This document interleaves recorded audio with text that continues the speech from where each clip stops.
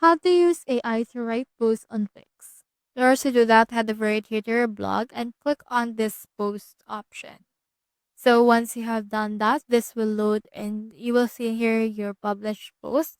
Now for this one, you can see also the AI tools. So when you click on that, you can see this create post, you can also create outline, or you can also brainstorm. For this one, let's click on this create post with AI and then just choose in here your language. Now click on this create post option and then this will direct you to the post editor of your actual Wix. So let's just wait for this right here. Now in there, you just need to enter in here the topic. So for example, let's put in here bedtime for kids. So this will be my topic right here. And then once you're done typing your topic, you can just click on this next option. You can choose in here the word count.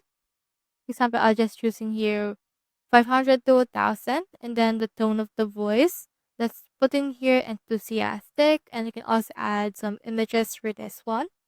Now you can also see in here more preferences that you can actually toggle like the post type as well as the point of view, reader audience or anything.